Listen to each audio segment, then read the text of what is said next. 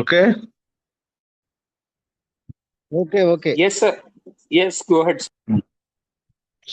నేను ఒక తాగుబోతున్నాను. నా పేరు నాగేష్.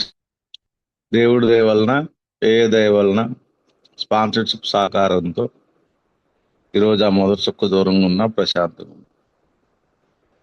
ఈరోజు ఆన్లైన్ మీటింగ్కి వచ్చిన మిత్రులందరికీ నా హృదయపూర్వక కృతజ్ఞతలు. ఒకటి, ఈ నిర్వహిస్తున్న వ్యక్తులకు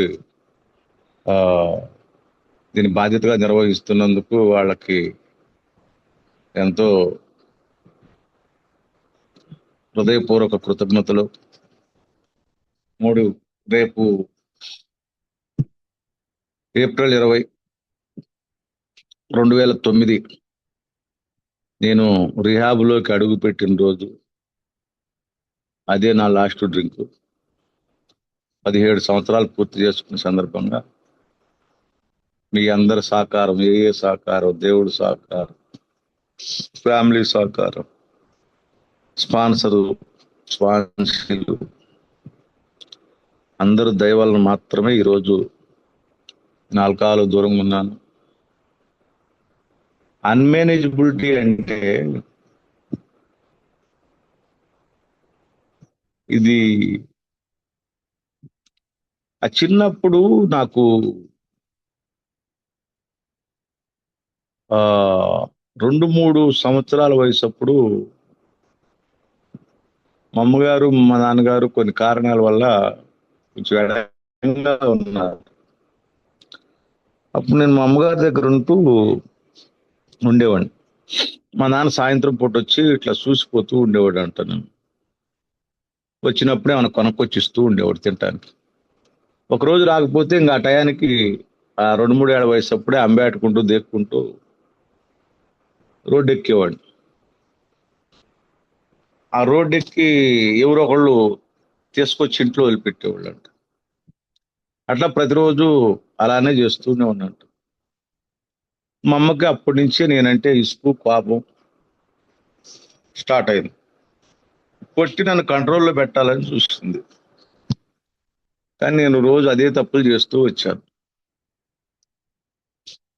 కొంచెం ముందుకు వచ్చిన తర్వాత మా అమ్మగారు, మా నాన్నగారు కలిసిపోయారు. స్కూలుకు పంపించారు. స్కూలుకు పంపిస్తే టీచరు కొట్టేవాడు, బాగా కొట్టేవాడు. ఆయన చూస్తేనే భయం. పోతే ఇంటర్వెల్లో పారిపోయేవాడిని. పాస్ పోసుకొని రండి అంటే పాస్కెళ్ళి పారిపోయేవాడు. అక్కడికి వెళ్ళి పుస్తకాలు తీసుకొని పోయి పిచ్చెట్టల్లో పెట్టి శాలల్లో అది తాడి చెట్ల మధ్య దాచిపెట్టి గోళీలాటకు పోయేవాడిని. మళ్ళీ అక్కడి నుంచి వచ్చి చూస్తే పుస్తకాలు కనపడేవి కాదు. పలపు ఇంటికి రాగానే పిల్లలు వచ్చి మా అమ్మగారికి చెప్పేవాడు. మా అమ్మ పొలం నుంచి రాగానే మీ అబ్బాయి స్కూల్లో మధ్యలో పారిపోయాడు, ఏడుండారని పట్టుకొచ్చి కొట్టేది. నేను మా అమ్మ కొట్టుదని మా అమ్మమ్మ వాళ్ళ ఇంట్లో దాక్కునేవాడిని. మా అమ్మమ్మ వాళ్ళ ఇంట్లో కూర్చునేవాడిని. పట్టుకొచ్చి కొట్టేది. ఈ లోపల ఇంకొకడు వచ్చి మీ అబ్బాయి అన్నో వాడు ఇంకొకడు గోళీలు ఆట ఆడుకుంటూ వాళ్ళిద్దరు కొట్టుకున్నారు అని చెప్పేవాడు. మళ్ళీ మా అమ్మ కొట్టేది. వాడెమ్మడి తిరగొద్దు, వాడెమ్మడి గోళీలాట పోవద్దు అని చెప్పేది. మళ్ళీ మరుసటి రోజు మా నాన్న బడికి తీసుకెళ్ళేటప్పుడు పలపాలు ఉండేవి కాదు, పోయినాయి అని చెప్పేవాడు. కొట్టుకుంటూ తీసుకెళ్ళేవాడు. ఈ విధంగా నాకు 3 సంవత్సరాలు ప్రతిరోజు ఇదే ఎపిసోడ్ జరుగుతూ వచ్చింది. ఇంట్లో చిన్న చిన్న దొంగతనాలు, ఏది కనపడితే అది ఎత్తుకొని పోవటం, మా అమ్మగారు రోజు విపరీతమైన పనిష్మెంటు. ఈ స్కూల్ పోగానే ఆ టీచర్ ఏమో కొట్టడం, స్కూల్ మార్చమంటే మార్చేవాళ్ళు కాదు. ఈ ప్రాసెస్లో బీభత్సమైన భావోద్వేగాలు అదుపు తప్పిన ఆ ఉత్సాహానికి నేను బలయ్యాను లోపల. రెండు కోపాలు, భయాలకి, ఆందోళనకి ఒత్తిడయ్యాను. అప్పుడు నాకు నా ఇన్వెంటరీలో, నా ఫోర్ స్టెప్ ఇన్వెంటరీలో నాకు ఆధ్యాత్మికంగా దివాళా కోరుతనము ఎప్పుడు జరిగింది అంటే ఆ 3-4 ఏళ్ల వయసు అప్పుడే జరిగిపోయింది. అప్పటి నుంచి ప్రతిరోజు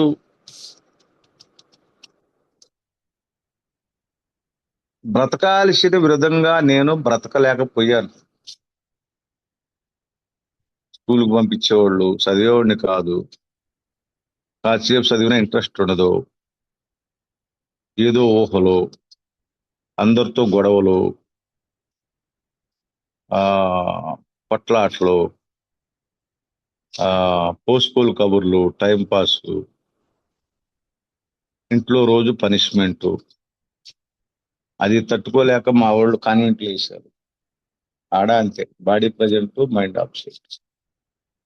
ఈ విధమైన ఎప్పుడు లోపల అనీజీగా, అసంతృప్తిగా, పగట కలలతోటి, భ్రమలతోటి, భ్రాంతులతోటి, అపోహలతోటి చదువుకున్న వాళ్ళందరూ గొప్పోళ్ళు అవుతారా, మనం పెద్ద గొప్పోళ్ళం కావాలి, నీతిగా బతకాలి, అందరికంటే గొప్పగా బతకాలి. ఈ విధమైన ఆలోచన విధానం లోపల ఒక రకంగా ఉండేవాడిని, పైకి ఒక రకంగా ఉండేవాడిని. ఫలితాలు మాత్రం ఎప్పుడు కూడా నన్ను నిల్లు అంటుంటారు, ఫలితాలు ఎప్పుడు నిల్లుగానే కనపడేవి. ఇది ఏంటో తెలియదు, ఎందుకు జరుగుతుందో తెలియదు. ఎవరితో కలిసి ఉండలేను, ఎవరితో మాట్లాడలేను, ఎవరు మాటన తట్టుకోలేను.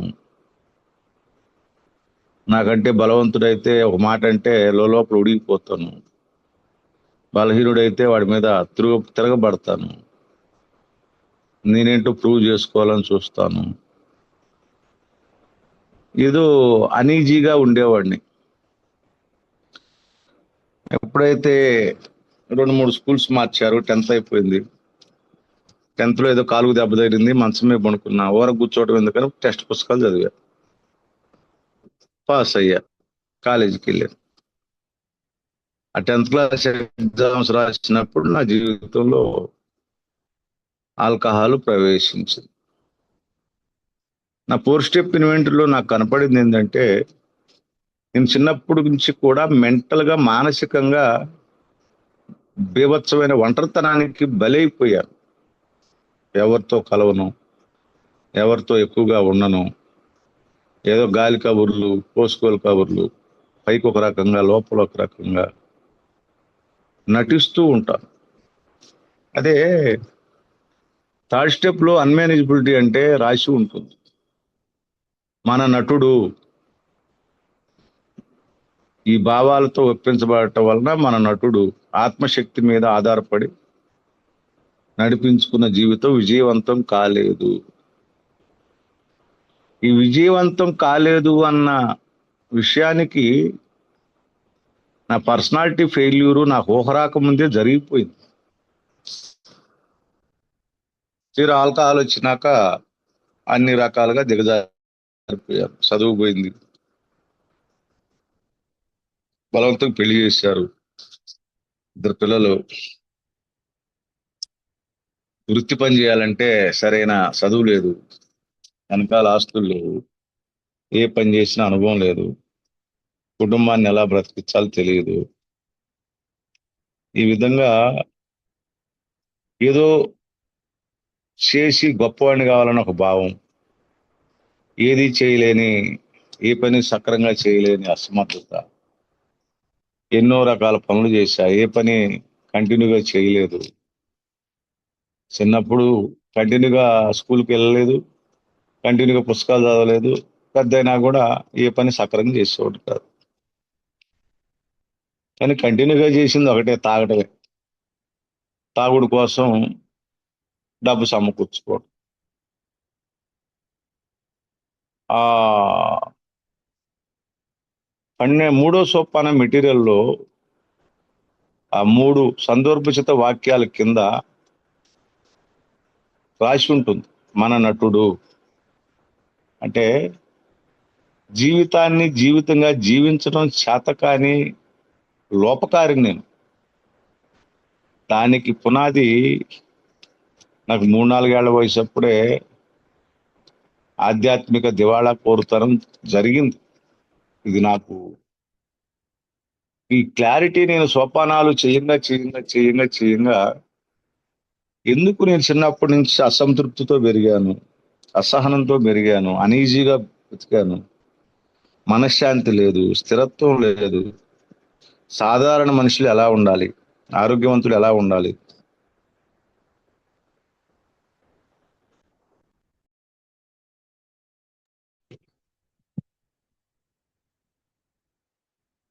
సారీ సో ఎలా బ్రతకాలి, సాధారణ మనుషులు ఎలా ఉంటారు, నా చుట్టుపక్కల ఉండే వాళ్ళందరూ చదువుకుంటున్నారు, చదువు లేని వాళ్ళు పెళ్లి చేసుకుంటున్నారు, నలుగురితో కలిసి ఉంటున్నారు, జీవితంలో స్థిరపడుతున్నారు.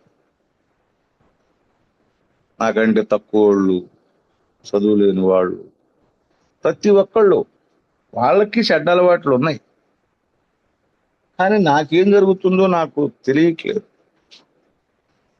అదే రోజు నా స్పాన్సర్ని అడిగా నేను, అసలు ఈ ప్రాబ్లం ఏంటి సార్? చిన్నప్పటి నుంచి ఏడుస్తూనే బతికాను, పైకి మాస్క్ వేసుకొని బతికాను, ఏం పాపం చేశాను, అసలు ఏం జరిగింది ఏంటి అని అడిగినప్పుడు ఆయన చెప్పాడు నాకు, సున్నితత్వం, బై బర్త్ వీఆర్ సెన్సిటివ్ అంటారు. బిగ్ బుక్ లో రాసి ఉంటుంది, జన్మాంత వాళ్ళు అలాంటి వారై ఉండాలి, వారితో వారు నిజాయితీ లేని వారై ఉండాలి అని ఉంటుంది. ఆ 8వ సోపానం మెటీరియల్లో 12/12లో హాని అనే పదానికి సమాధానం చెప్పాలి అంటే సహజ స్వభావాల సంఘర్షణ గాను, అది ఇతరులకు కోపం రేకెత్తించేది గాను అని ఉంటుంది. స్పాన్సర్ ఏం చెప్పాడు అంటే, ఈ నటుడు అన్న పదాన్ని నేను అర్థం చేసుకోవాలి అంటే స్పాన్సర్ చెప్పాడు, అన్మేనేజబిలిటీకి కారణం ఆధ్యాత్మిక దివాళా కోరుతనం అయితే జీవితాన్ని జీవితంగా జీవించటానికి కావలసిన జీవం చచ్చిపోయి పుట్టడమే చచ్చిపోయి పుట్టడమే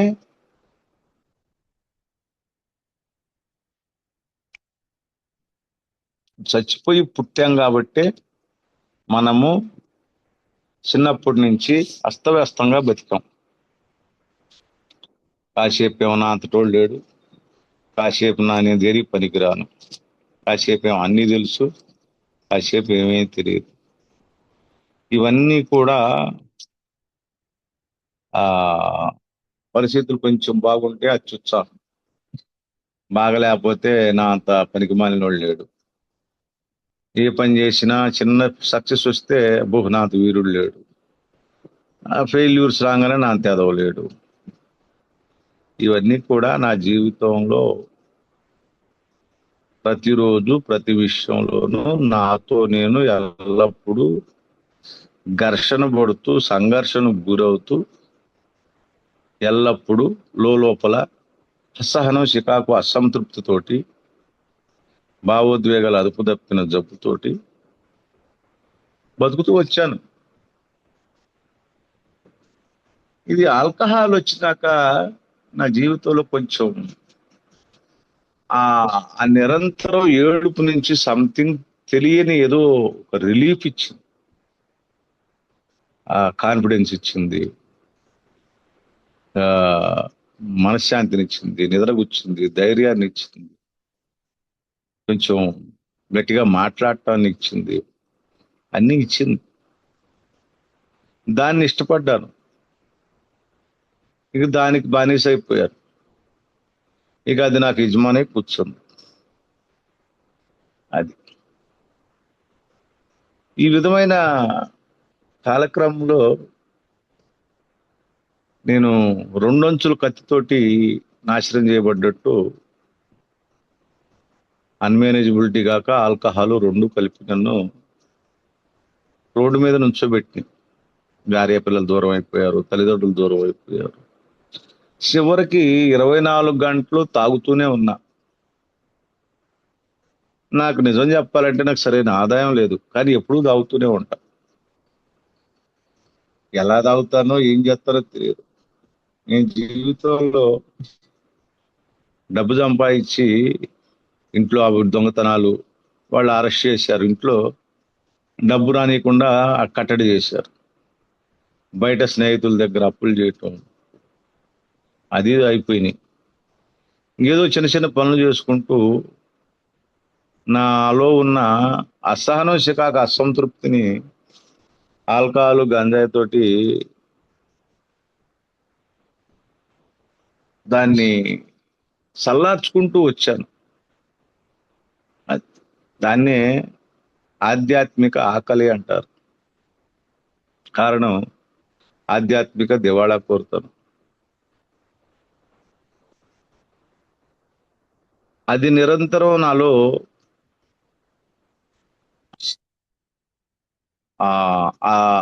మంటను చల్లార్చుకుంటూనే ఈ జీవితకాలం సరిపోయింది నాకు వచ్చేదాకా. ఎప్పుడు కాసేపు ఆల్కహాల్ లేకపోయినా, కాసేపు డ్రగ్స్ లేకపోయినా నేను ఎప్పుడు ఉడికిపోతూ ఉంటాను. అవి ఉంటే ఏదో నడిచిపోతుంది. వాటితోటే నిద్ర లేకపోతే అయిపోయి, వేస్తేనే నిద్ర, అది వేస్తేనే ఆకలి, అది వేస్తేనే పని చేయటం, అది వేస్తేనే హుషారు, అది వేస్తేనే డ్రగ్స్ వాడితేనే మత్తు పదార్థాలు వాడుతున్నాం. ఎప్పుడూ తప్పనిసరైన పరిస్థితిలో తప్ప అవి లేకుండా నేను ఎప్పుడూ బ్రతకలేదు. అలవాటైన కాడి నుంచి అవి అవి లేకుండా పని చేసినప్పుడు ఎప్పుడు కూడా నేను గొనుక్కుంటూ, ఏడుస్తూ, లేనిపోయిన ఓపిక తెచ్చుకుంటూ, గత్యంతరం లేక, వేరే ఆప్షన్ లేక చేసుకుంటూ వచ్చాను. నేను ఎప్పుడూ సరైన గుడ్డ కొనుక్కునేవాడిని కాదు, సరైన తిండి తినేవాడిని కాదు, ఇంటి అవసరాలు చూసేవాడిని కాదు, అంత ఆదాయం కూడా నా కాడ ఉండేది కాదు. ఇలాంటి స్థితిలో నేను ఏంటో తెలియదు నాకు. ఆల్కహాల్ ఆపిన తర్వాత ఎలా బ్రతకాలో తెలియదు నాకు. ఆల్కహాల్తో నేనేం బ్రతకట్లా, సావలేక బ్రతుకుతున్నా. బ్రతకడానికి ఆ సర్వైవ్ ముందుకు నడవటానికి తాగకుండా ఉండలేక, నిలకడగా తాగకుండా ఉండలేక, ఆ రియాలిటీని ఫేస్ చేయలేక, నన్ను నేను భరించలేక, నా పరిస్థితులు నేను తట్టుకోలేక, ఇతరులను సహించలేక, ఆ లోపల ఉడుకుని చంపుకోవటానికి 24 గంటలు వస్తూనే వచ్చాను. జీవితంలో అన్నీ పోతున్నాయి, ఏం లేవు, ఉండయి కూడా పోతున్నాయి. అది అలాంటి స్థితిలో వచ్చాను. రియాబ్కి వెళ్ళాను. రియాబ్కి వచ్చిన తర్వాత నా భయం ఏంటంటే, ఆల్కహాల్ ఆపిన తర్వాత, ఆ డ్రింకింగ్ ఆపినాక థింకింగ్ని ఎలా భరించాలి, అది నా సమస్య. Question mark. జీవితంలో ఏం లేదు, భార్య పిల్లలు వెళ్ళిపోయారు. వచ్చినా నా భార్యకి నాకు క్షణం పడదు. ఆర్థికంగా ఎలా బ్రతకాలో తెలియదు. అలా అరిక్లెండర్కి వెళ్తే మళ్ళీ తిరిగి తాగుతాను. ఇంట్లో వాళ్ళు నాకు ఆస్తులేమి ఇవ్వలేదు.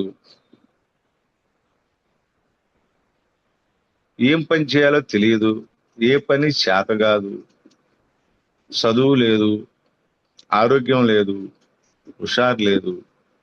ఏదైనా పని చేద్దామంటే నా బాడీ మైండ్ సపోర్ట్ చెయ్యదు. ఒక 5 నిమిషాలు ప్రశాంతంగా కూర్చోరా అంటే కూర్చోలేను. అది దానికి కారణం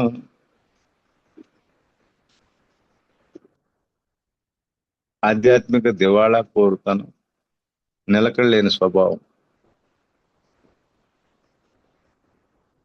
నా గురించి తెలిసిన వాళ్ళు ఇవ్వటం దగ్గర రానిరు, వాళ్ళు దగ్గర తీసినా నేను వాళ్ళని నమ్మకాన్ని నిలబెట్టుకోలేను.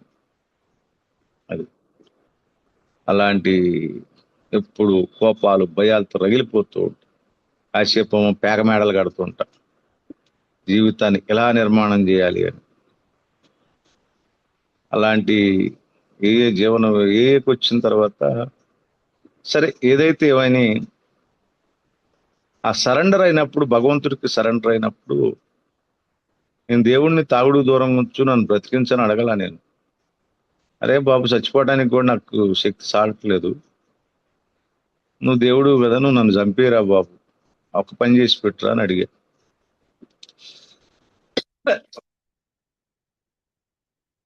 అప్పుడు ఏం జరిగిందో తెలియదు, కానీ ఇప్పుడు కొంచెం వివేకంతో ఆలోచించాల్సిన, ఆ ఆలోచించటానికి కొంచెం విజ్డమ్ వచ్చింది. అదే ఆధ్యాత్మిక అనుభవం ఏమో తర్వాత అర్థమైంది నాకు. అదేదో నా గుండెల్లో జరిగింది, తెలుసు నాకు జరిగింది. అప్పటిదాకా ఉన్న ఆ అతి భయాలు, ఒత్తిళ్ళు, కంగారులు, హడావుడి, కొత్త కొత్త ఉడుకు తగ్గిపోయింది. ఆ ఆధ్యాత్మిక అనుభవం నాకు ఇచ్చింది ఏంటంటే, తాగుడు ఆపేసినాక ఎలా బ్రతకాలి. నాకు వచ్చిన ఆలోచన ఏంటంటే, నువ్వు తాగినప్పుడు నీ భార్యను నువ్వు కొట్టావు, కానీ నీ భార్య నేను ఎప్పుడు కొట్టలేదు. ఒకటి, నువ్వు ఈ మనుషులకు అంతసేపు భయపడాల్సిన అవసరం లేదు, ఎందుకంటే నీ వల్ల మనుషులకు ప్రమాదం, కానీ మనుషుల వల్ల నీకు పెద్ద ప్రమాదం లేదు. ఎవడో సరదాగా ఒక మాట అంటాడు, గట్టిగా మాట అంటాడు, నువ్వు అందరిని బాధ పెట్టినోడివే కదా, వాళ్ళు నేనేదో బాధతో మాట అంటారు, కానీ పెద్ద ప్రమాదం ఏం లేదు. ఇంక బతకటం అంటావా, రోడ్డు మీద అడుక్కునేవాడు పోతున్నాడు, కూలోడు పోతున్నాడు, కోటేశ్వరుడు పోతున్నాడు. నువ్వు నీ భార్య ఇద్దరు కూలి చేసుకున్నా రోజు 200 వస్తాయి, చెరో 100.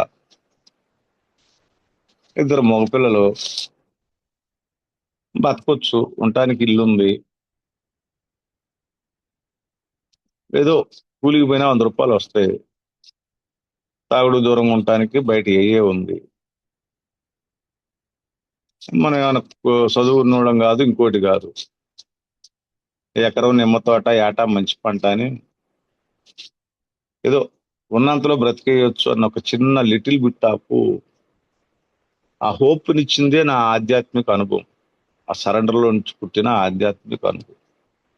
అప్పుడు నాకు కూడా ఆల్కహాల్ ఆపిన తర్వాత మినిమం బతకొచ్చు, రోజువారీ లేబర్గా.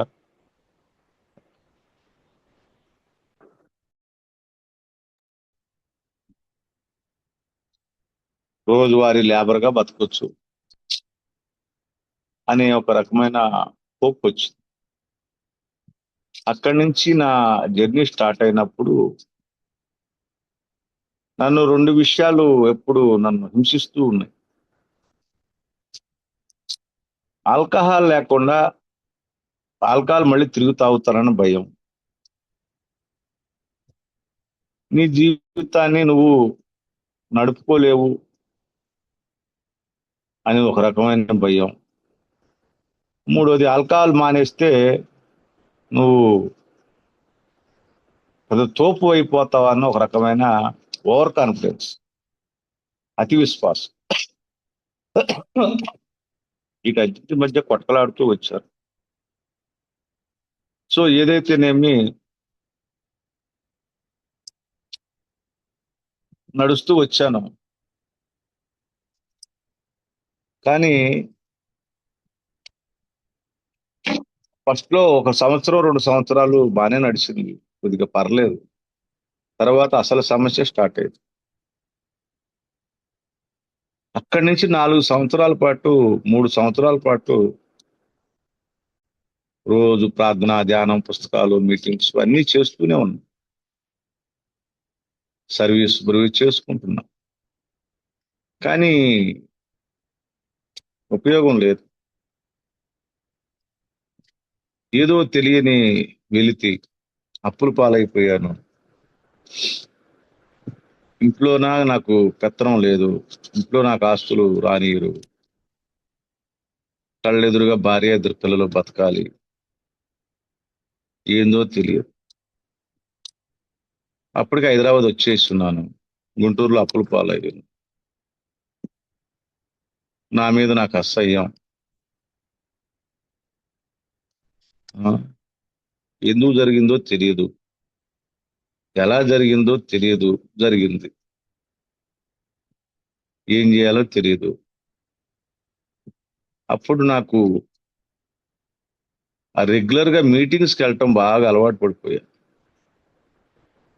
అయినా కూడా ఏదో తెలియని లోపల మేకవన్నీ పులిలాగా లోపల ఏడుస్తూ పైకి నవ్వుతూ జరుగుతుంది. అప్పుడు నాకు స్పాన్సరు నా జీవితంలో ఆ అడిగాడు, నాగేశ్వరరావు సంతోషంగా ఉన్నావా అంటే లేనని చెప్పింది చేస్తావా అన్నాడు. అది- అప్పుడు చేసుకుంటూ పోతుంటే స్పాన్సర్ నన్ను అడిగాడు, నీ జీవితాన్ని నువ్వు సక్రంగా నడుపుకోగలవా అన్నా. సక్రంగా లేదు, నా బొందలేదు సార్. నా జీవితం ఒక తప్పులు తడిక. నే ఏదో తాగట్లేదు, ఏలో పోతున్నాను కాబట్టి ఏదో జరుగుతుంది, కానీ అంతా బుస్సే సార్, ఏం లేదు. అప్పుడు అన్నాడు, అన్మేనేజబిలిటీ అంటే ఏంటి అంటే నాకు ఒక పట్టిక రాసి ఇచ్చాడు. చిన్నప్పటి నుంచి నువ్వు ఇంట్లో ఒక సభ్యుడిగా ఎలా బ్రతకాలి, ఎలా బ్రతికావు అని. అప్పుడు అర్థమైంది నాకు, మరి నా తోబుట్టు నేను ఎలా బ్రతకాలో నాకు రాయటం చేత కాకపోయినా నా ఇంట్లో నా తోబుట్టులు ఇద్దరు బతికారు, నా చెల్లెళ్ళు. అది మరి వాళ్ళు ఎలా బతికారు, నేను ఎలా బతికాను. అది ఒక 10 పాయింట్లు 20 పాయింట్ల దాకా రాసుకున్నాను. దీనికి తర్వాత నేను 4వ 5వ సోపానం 4 స్టెప్ వరకు మళ్ళీ చేస్తున్నప్పుడు ఈ పట్టికని కొంచెం సడలించాను. బిగ్ బుక్ లో 3rd స్టెప్ మెటీరియల్ లో ఉంటుంది, సమస్యలన్నీ మన నుంచే ఉత్పన్నం అవుతున్నాయి. తాగుబోతు అంగీకరించినా అంగీకరించకపోయినా తాగుబోతు యొక్క సొంత నిర్ణయాలు పూర్తిగా గాడి తప్పటానికి ఒక ఉదాహరణ చెప్పవచ్చు. స్వార్థం, స్వార్థ చింతన మా సమస్యలన్నిటికీ ఇదే మూల కారణము. ఈ స్వార్థాన్ని వదులుకో, లేదా స్వార్థం నిన్ను సంపేస్తుంది అని ఉంటుంది.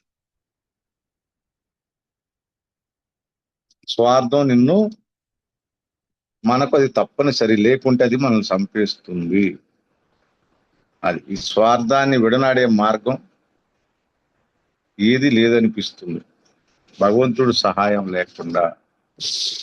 అది భగవంతుడే సాధ్యపరచగలడు అని రాసి ఉంది.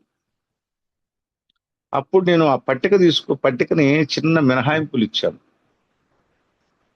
నేను చిన్నప్పటి నుంచి నా ఇంట్లో బిడ్డగా నేను ఎలా బ్రతకాలి, ఇలా కాదు అని ఎలా బ్రతుకుదాం అనుకున్నాను, ఎలా బ్రతికాను, ఈ 3 పట్టికలు రాసుకున్నప్పుడు అప్పుడు అర్థమైంది నాకు, సమస్యలన్నీ మనమే సృష్టించుకున్నాం కదా అని ఉంటుంది. నాకు ఎప్పుడు ఒక మెంటల్ గా ఒక హింస సంఘటన ఒకటి మానసికంగా ఉంటుంది. కనుక మన సమస్యలు ప్రాథమికంగా మనమే సృష్టించుకున్నామనేది మా అభిప్రాయము. మా సమస్యలన్నీ మన నుంచే ఉత్పన్నం అవుతున్నాయి. తను సాధారణంగా అలా అంగీకరించకపోయినా తన సొంత నిర్ణయాలు పూర్తిగా గాడి తప్పటానికి ఖచ్చితమైన ఉదాహరణగా తాగుబోతూ చెప్పవచ్చు. సో ఇక్కడ సమస్యలన్నీ నా నుంచి ఉత్పన్నమవుతున్నాయని అర్థమవుతుంది నాకు. మరి సమస్యలని నేనే ఎలా సృష్టించుకున్నాను? నాకు ఊహ రాకముందు నుంచి కూడా ఇలా జరుగుతూ వచ్చింది కదా, దానికి నేను ఎంతవరకు కారకుణ్ణి? పందులు కొట్టాడని పారిపోయాను, అంత షేడు కొడితే ఎవరుంటారు పిల్లలు? మరి నాతో పాటు 30 మంది ఉండేవాళ్ళు. వాళ్ళందరూ ఎవరు పారిపోవాలా. మా అమ్మమ్మ నాన్న మా చెల్లెలు కూడా తిట్టేవాళ్ళు, కొట్టేవాళ్ళు. వాళ్ళు ఎప్పుడు ఇల్లు వదిలిపెట్టి పారిపోవాలా. మా అమ్మమ్మ వాళ్ళ ఇంట్లోనో, మా చెల్లెలు, మా పిన్నోళ్ళ ఇంట్లోనో పోయి దాక్కోవాలా. మరి నేనెందుకు? దాన్నే సున్నితత్వం అంటారు. చిన్న బాధ వేసినా తట్టుకోలేను, భయం వేసినా తట్టుకోలేను. నేను చేసేదే రైట్ అనుకుంటాను, నాకు తెలిసిందే కరెక్ట్ అనుకుంటాను. ఇవన్నీ చూసుకున్నప్పుడు డాక్టర్ గారి అభిప్రాయంలో రాసి ఉంటుంది ఏమని అంటే, వాస్తవానికి వేల కిలోమీటర్ల దూరంలో బతుకుతున్న వ్యక్తిని తాగుబోతూ. 2, ఆ ఇంకోటి ఏం రాసి చెప్తారంటే డాక్టర్ గారి అభిప్రాయంలో, ఆ డాక్టర్ గారి అభిప్రాయంలో ఏం రాసుకుంటారంటే 2 పదాలు రాశారు. ఏమనంటే, ఆ, జీవితాన్ని కేవలం తప్పుగా అన్వయించుకోవటం వలన మాత్రమే నిరంతర త్రాగుడికి బలైపోయాడు. ఈ నిరంతర త్రాగుడు బలైపోయాడు అనే పదానికి నిరంతరం అసహనం, చికాకు అసంతృప్తితో రగిలిపోయే స్వభావానికి బలయ్యాడంటే కరెక్ట్ గా సెట్ అయింది. అది నా విషయంలో జరిగింది. థింకింగ్ ప్రాబ్లం, 24 hours థింకింగ్ ప్రాబ్లంకి బలైపోయాను. సో ఎన్ని చూసుకుంటూ పోతే నా జబ్బుకి దీని వెనకాల ఇంకా ఏదైనా సోపానాలు చేయంగా నాకు నా జబ్బు లక్షణాలు నేను ఎలా గుర్తించగలిగాను అంటే,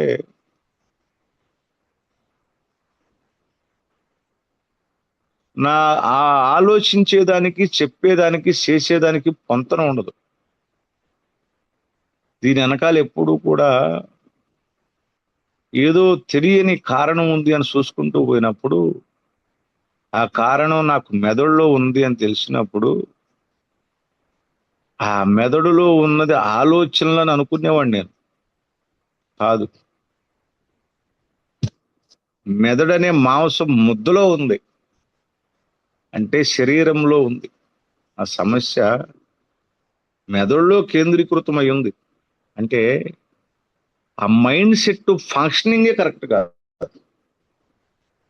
ఆ ఫంక్షనింగ్ ఈ 12/12 లో మొదటి సోపానంలో మొట్టమొదటే రాసి ఉంటుంది.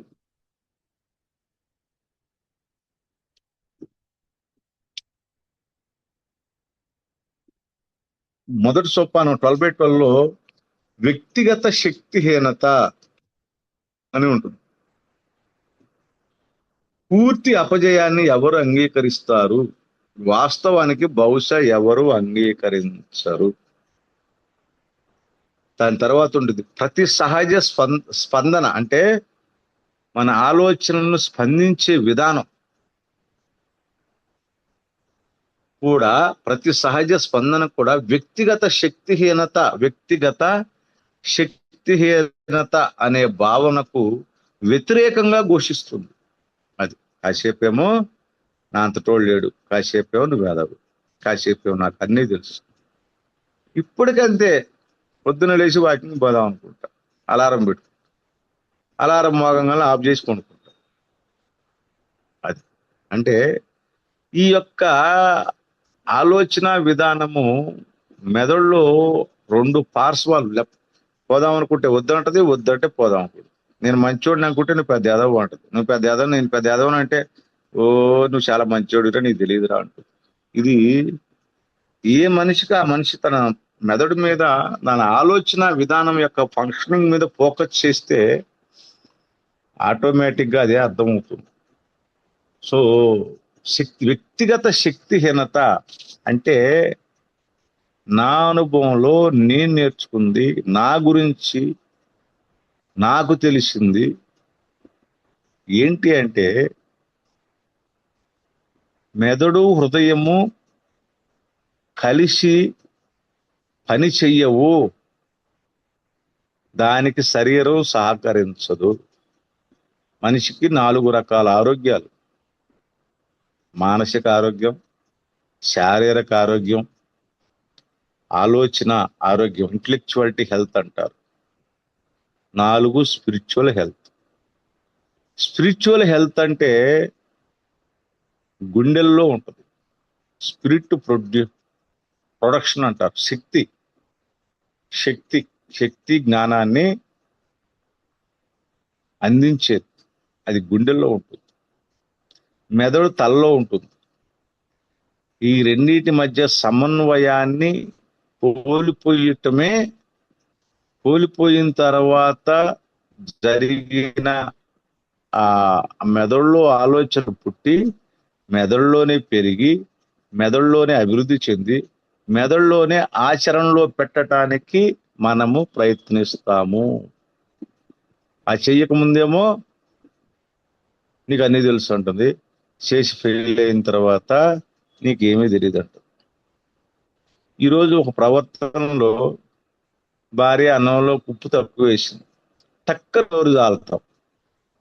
ఎంబటి ఇన్వెంటర్ తీసుకోగలనే పెచ్చనా కొడక, అన్నంలో ఉప్పు తక్కువ ఎత్తేనో లేదా కూరలో తక్కువ ఎత్తేనో పెళ్ళాన్ని తిట్టడం అవసరమారా? నేనే ఆ వ్యక్తిగత శక్తి అంటే ఈ రెండిటికి శరీరము సహకరించదు. సో నేనంటే నా మెదడంటే నాకు భయం, నా ఆలోచనలు అంటే నాకు భయం, నేనంటే నాకు ఉత్సాహం, నా ఆలోచన విధానం అంటే నాకు నచ్చదు. ఒక చర్య చెయ్యాలి అంటే భయం, చెయ్యిపోతే ఒక భయం. అన్ని అటర్ ప్లాప్లే, అన్ని అవమానాలే. ఏం చెయ్యాలో తెలియక ఏలో కూడా పొద్దునే తిని పనుకునేవాడిని. వృత్తి పని చేయాలంటే భయం, చేయకపోతే ఒక భయం. అలా ఇది మెదడులో ఉంటుంది అనేది నాకు. కానీ ఈ 12 సోపానాలు చేస్తున్నప్పుడు నాకు రియలైజేషన్ ఏంటంటే, నాకు బిగ్ బుక్ లో ఉంటుంది, మెదడులో కేంద్రీకృతమై ఉంటుంది అని రాసి ఉంటుంది. ఓకే, దాన్ని అంగీకరించడం ఓకే, కానీ అది శక్తివంతంగా నన్ను ముందుకు నడిపించేది ఎప్పుడు సోపానాలు చెయ్యక ముందు. కానీ ఎప్పుడైతే నేను ఈ సోపానాలు చేసుకుంటూ పోతున్నానో నాకు నేను రియలైజేషన్ ఏంటంటే, భగవంతుని ఉనికిని నిరూపించలేమని భావించే మేములో ఉంటుంది. తాగుబోతుతనాన్ని అధిగమించటానికి కేవలం నీతి సూత్రాల ఆచరణ లేదా మెరుగైన తత్వజ్ఞానం సరిపోతాయనుకుంటే మాలో ఎంతో మంది ఏనాడో కోలుకొని ఉండేవారు. కానీ మేము ఎంత ప్రయత్నించినప్పటికీ ఈ నీతి సూత్రాలు మరి తత్వజ్ఞానాలు ఏవి మమ్మల్ని కాపాడలేకపోయాయని మేము కనుగొన్నాము. మేము నీతిబద్ధంగా ఉండాలని కోరుకోవచ్చు, నిజాయితీగా వీటన్నిటిని పూర్తి శక్తి సామర్థ్యాలతో ఆశించవచ్చు, కానీ అవసరమైన శక్తి అక్కడ లేదు. ఎక్కడ లేదు? ఒక ఆలోచనని ఆచరణలో పెట్టడానికి కావలసిన శక్తి మెదడులో లేదు. కానీ నేను సోపానాలు చేయకముందు నాకు తెలియకుండానే ఆ థాట్ ప్రాసెస్ లో పడిపోయేవాడిని. ఎందుకంటే నన్ను ఒక ఏదో ఎన్కౌంటర్ స్పెషలిస్ట్ లాగా నువ్వు చేయగలిగింది కరెక్టేనని నెట్టేది ముందుకు. తీరా చూస్తే ఫలితాలు నిల్లుగా కనపడి. కానీ ఎప్పుడైతే నేను నా భయాలకి, నా మెదడుకి, నేనంటే నా భయం, నా మెదడంటే నా భయం, నా ఆలోచనలు అంటే నా భయము కారణం ఆ శక్తి అక్కడ లేదు. ఎక్కడ లేదు? మెదడులో లేదు. అందుకనే నా నిర్ణయాలు గాడి తప్పుతాయి. నేను ప్రతిదానికి నా మెదడు వ్యతిరేకంగా స్పందించడానికి బదులు ప్రతిస్పందిస్తుంది. యాక్షన్ పెట్టడానికి యాక్షన్ లో పెట్టడానికి ఎబిలిటీ లేదు. అందుకే రియాక్షన్ అవుతుంది. మా ఆత్మ సంకల్పంతో మేము ఎంత కూడగట్టుకున్నప్పటికీ మా సహజ మానవ వనరులు సరిపోలేదు. అవి ఘోరంగా విఫలమయ్యాయి. అటర్లీ ఫెయిల్డ్ అంటారు. కానీ ఇంగ్లీష్ లో our human resources are marshalled by will అంటాడు. అంటే నా యొక్క సొంత ఇచ్చ వల్ల నా యొక్క భావోద్వేగాలు అదుపు తప్పిన జబ్బుకి బలయ్యాను అని అర్థం. అక్కడ ఆ శక్తి లేదు. దాని కింద రాసి ఉంటుంది శక్తిహీనత. అది వ్యక్తిగత శక్తిహీనత అని ఇందాక అటు రాశాడు. ఇక్కడ శక్తిహీనత అంటే ఆధ్యాత్మిక దివాళా కోరుతనము, అది గుండెల్లో జరుగుద్ది. శక్తి సందిగ్ధావస్థ, అన్నిటికీ ఒక పని చేయాలంటే భయం, చేయకపోతే భయం. రేతులు తాకుండా ఉండాలంటే భయం, తాగితే ఒక భయం. నలుగురితో కలవాలంటే భయం, కలవకపోతే ఒక భయం. ఒక పని చేయాలంటే భయం, చేయకపోతే ఒక భయం. ఇలా ఉండే. సో ఈ భయాలు కోపాలు రెండు ఎప్పుడు నన్ను లెఫ్ట్ అండ్ రైట్ ఆడుకుంటూ ఉండే. దానివల్ల నేను ఎప్పుడు అసహనం, చికాకు, అసంతృప్తితో రగిలిపోతూ ఉంటాను. అది 24 గంటలు నిద్రపోతున్నా, స్నానం చేస్తున్నా, ఏం చేస్తున్నా అది పని చేస్తూనే ఉంటుంది. మెదడు యొక్క కాన్సెప్ట్ ఏంటంటే అది 24 hours పని చేస్తూనే ఉంటుంది. దానికి హృదయంతో కనెక్షన్ కట్ అయింది కాబట్టి ఆ మెదడులో ఆలోచనలు అస్తవ్యస్తంగా ఉంటాయి. దాన్నే భావోద్వేగాలు అదుపు జప్పున జబ్బు, వ్యక్తిగత శక్తిహీనత, ఆధ్యాత్మిక దివాళాకోరుతనము, manufacturing defect, a hole in soul అంటారు, సెన్సిటివ్నెస్ అంటారు,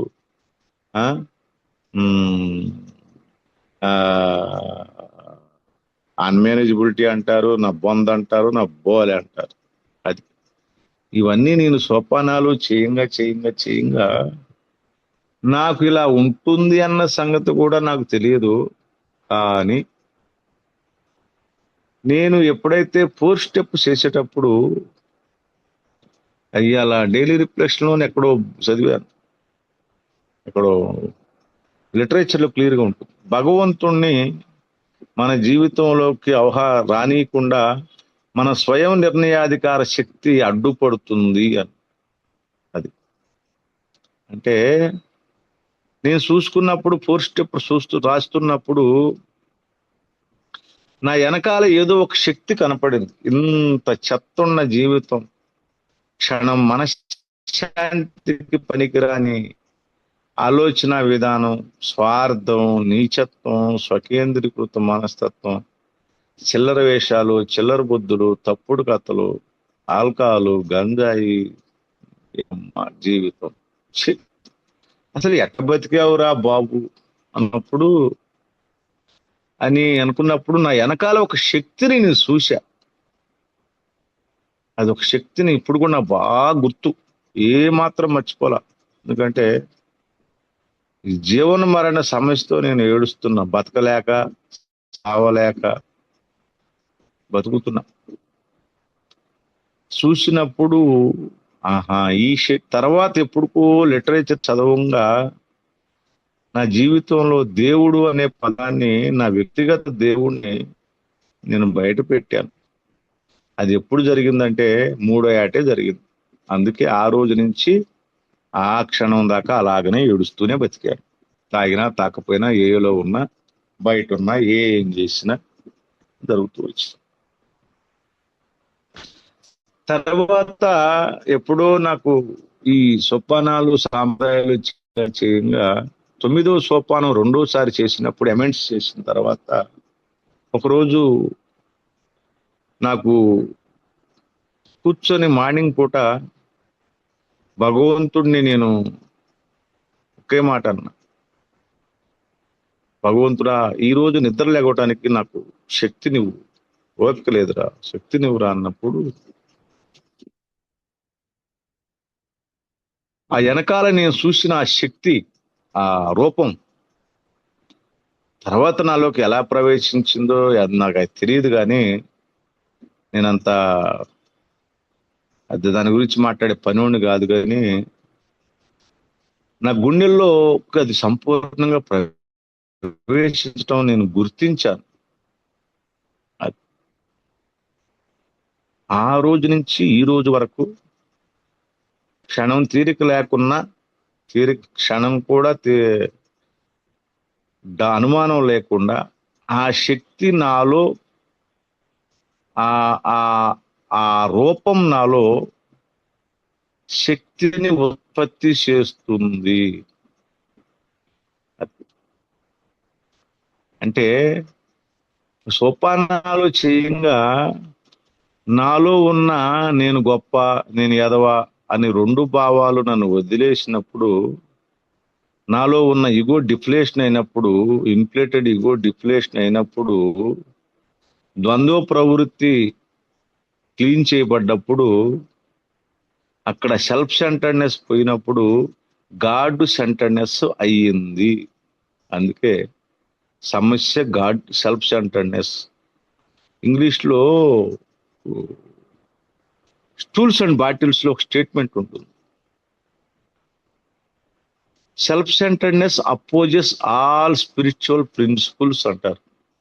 ఆల్ స్పిరిచువల్ ప్రిన్సిపల్స్ అంటే ప్రేమ, దయ, కరుణ, సహనం, ఓర్పు, ఇవన్నీ కూడా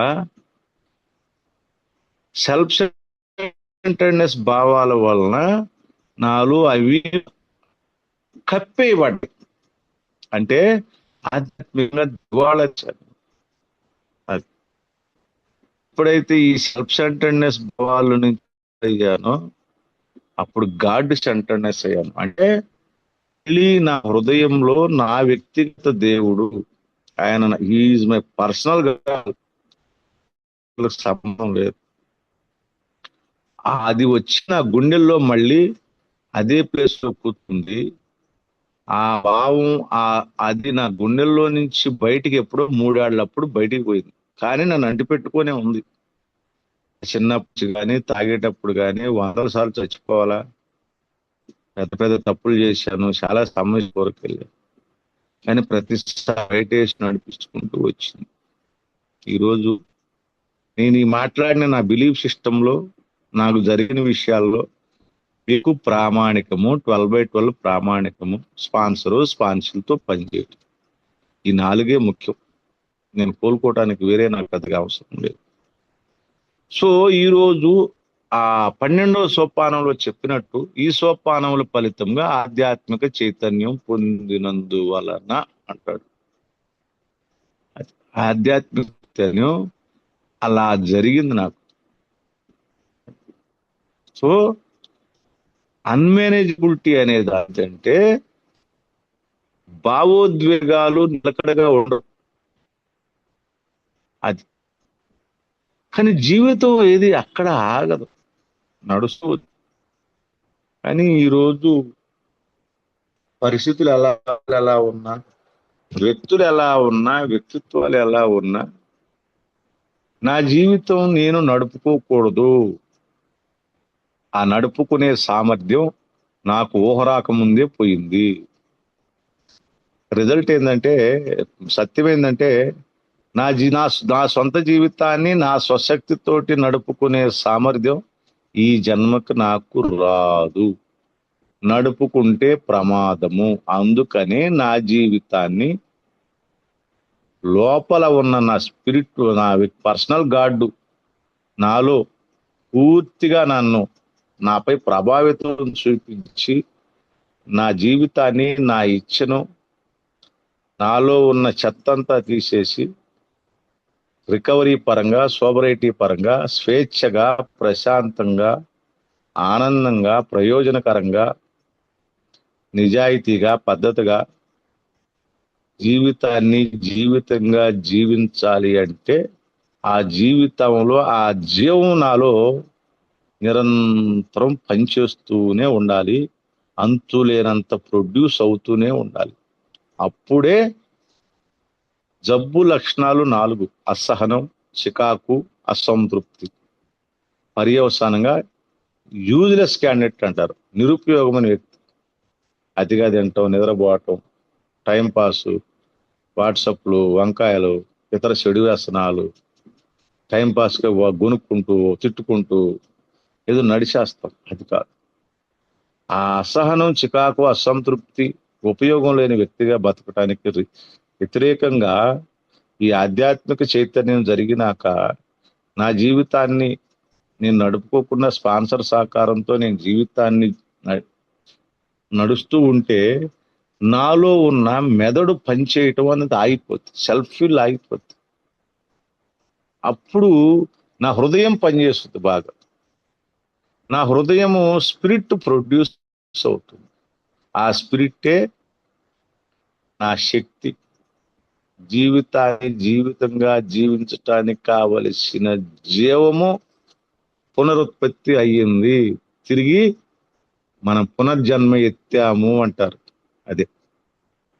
సో అది నన్ను స్వేచ్ఛగా, ప్రశాంతంగా, ఆనందంగా, సంతృప్తిగా, ఉపయుక్తంగా, యూజ్ఫుల్ ఫెలో, ఇందాక యూజ్లెస్ ఫెలో అన్నాను కదా, ఇప్పుడు యూజ్ఫుల్ ఫెలోగా one day at a time, ఈ రోజు 24 గంటలు నిద్ర లేచిన కాడి నుంచి నిద్రపోయిన దాకా ఈ సోపానాల సాంప్రదాయాల మధ్యలో బ్రతకటం వలన ఇంటి పనులు, వృత్తి పనులు, ఏ పనులు స్పాన్సర్ తోటి పని చేస్తూ ఉంటే నా వల్ల నేను మనశ్శాంతిగా ఉంటాను. మనశ్శాంతిగా ఉంటే పనులు స్థిరంగా చేస్తాను. స్థిరంగా చేస్తే అవి తప్పులు జరుగుతున్నా సమీక్షించుకుంటూ ఉంటాను.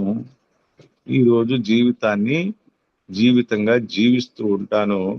ఆ నటుడు అనే పదం పోయి జీవించటం అనేది వస్తుంది. అన్మేనేజబిలిటీ అంటే నా గురించి, నా శరీరక సమస్య, నా మానసిక సమస్య, నా ఆధ్యాత్మిక సమస్య, నా ఆలోచన సమస్య. ఇంకా ఫైనల్ గా చెప్పాలి అంటే నేను భగవంతుడు అలా ఎందుకు జరిగింది నాకు అంటే, నేను సెన్సిటివ్ పర్సన్. సెన్సిటివ్ పర్సన్ అంటే వివేక శూన్యమైన వ్యక్తి అని అర్థం నా భాషలో. అప్పుడు నా జీవితంలో నాకు ఎదురైన అవమానాలు, పతనాల వలన నేను జీవితంలో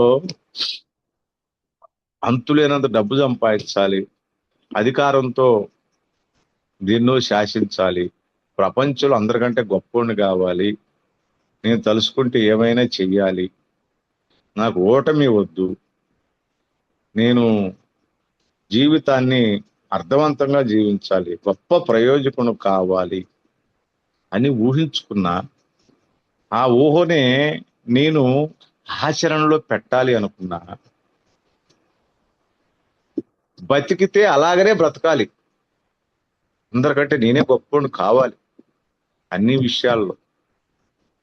అయితే గొప్పోడిని కావాలి, లేతే వద్దు, ఎవ్రీథింగ్ ఆర్ నథింగ్ అంట అని చెప్పేసి ఆ ఇంటలెక్చువల్ ఫూలిష్నెస్ కి బలైపోయాను. దాన్ని వాస్తవానికి 1000 కిలోమీటర్ల దూరంగా 12 ఉంటుంది. కొన్ని రకాల అంతులేని కోరికలని క్రిస్మస్ తాత ఆ శాంతా క్లోజ్కి ఇచ్చి వాటిని ఆచరణలో పెట్టడానికి శక్తిని మనం అడుగుతామంట. శాంతా క్లోజ్ అంటే క్రిస్మస్ తాత చర్చి ముందు బొమ్మ ఉంటది, క్రిస్మస్ తాత అంటారు.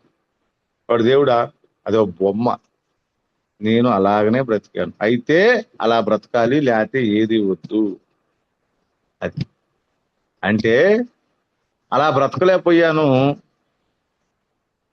జీవన నియమాల్లో జీవించలేకపోయాను, జీవితంలో వ్యర్థుడిగా బతికాను, జీవితంలో విలువైనది మొత్తం పోగొట్టుకున్నాను. అందుకనే అప్పుడు నా హృదయము, నా మెదడు మధ్య ఉన్న ఖాళీ స్థలంలో ఈ స్వార్థం వచ్చేసింది. దాన్ని ఆచరణలో పెట్టడానికి నా వ్యక్తిగత దేవుడు సహాయం చేయలేకపోయాడు. అంతులేని కోరికలు, నేనే ప్రముఖుడు కావాలి, నా అంత మేధావి లేడు, నాకు అన్నీ తెలుసు,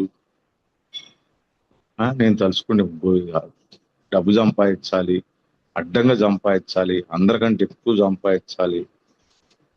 సంపాదించలేదా? అయితే వద్దు, ఈ జీవితమే వద్దు. అది నా జీవితాన్ని కేవలం తప్పుడుగా అనుభవించుకోవటం అంటే అది స్వార్థం, స్వార్థ చింతన, స్వకేంద్రీకృత మనస్తత్వం. నేనే గొప్పవాణ్ణి, నేనే రాజు, నేనే మంత్రి, నేనే కింగ్ మేకర్. నాకు ఎవడు సలహాలు ఇచ్చడానికి కూడా దీనికి పనికిరారు. నేను అలాంటి అప్పర మేధావుడిని కావాలి. దాన్ని సెల్ఫ్ సెంటర్డ్నెస్ అంటారు. అది. సో ఈ విధమైన ఆ నాలో ఉన్న ఏర్పడ్డ ఆ మూర్ఖత్వం లక్షణాలు, నాలో ఉన్న ఆధ్యాత్మిక భావాలు పని చేయలేదు. లైఫ్ ఆన్ లైఫ్ టర్మ్స్ లో బ్రతకనియ్యలేదు. అంటే నా జీవితం కంటే, నా క్యారెక్టర్ కంటే, నా నిజాయితీ కంటే, నా కుటుంబం విలువస్ కంటే, నా మొరాలిటీ కంటే, నా నైతికత కంటే నేను భౌతిక విషయాలు ముందు పెట్టాను. అదే డబ్బు, ఆస్తి, ఖ్యాతి, సెక్స్, గుర్తింపు, అంతులేన అడ్డమైన అమ్మాయిలను అనుభవించాల, అంతులేనంత సంపాదించాల, అధికారంతో జనాలను తొక్కేయాల.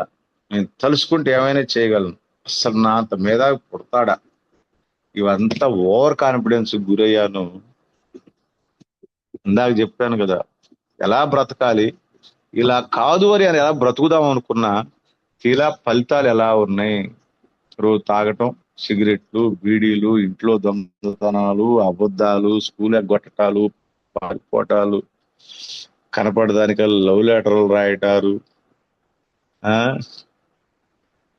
స్కూల్ లేదు, చదువు లేదు, సంస్కారం లేదు, సరైన బట్ట లేదు, సరైన తిండి లేదు, తల్లిదండ్రులు సరిగ్గా పట్టించుకోలేదు, పెళ్ళాం పిల్లలను పట్టించుకోలేదు, జీవితంలో చదువు అబ్బలేదు, సంస్కారం అబ్బలేదు, విలువలు అబ్బలేదు. ఇవన్నీ నా జీవితంలో జరిగింది. అందుకనే ఈరోజు నా జీవితాన్ని నేను నడుపుకోకూడదు, నడుపుకుంటే ప్రమాదము. నా జీవితాన్ని నా స్పాన్సర్ నడపాలి. అది నేను ప్రతి వారం రివ్యూకి వెళ్ళి కుటుంబంలో, ఇంట్లో, వృత్తిలో ఏఏలు, గుడ్ బ్యాడ్ ఇండిఫరెంట్, ఏం చేయాలి, ఏం చేస్తున్నాను, ఏం చేయకూడదు, ఇవన్నీ ఆయనతో చర్చించుకొని నేను ఎప్పటికప్పుడు నా నుంచి నేను రక్షణ పొందాలి, నా స్వార్థం నుంచి. అది అలా జరుగుతూ పోతూ ఉంటే నా జీవితంలో దేవుడు నన్ను రెండో సోపానం ఆరోగ్యవంతులు చేస్తాడని నమ్మకానికి వచ్చాము.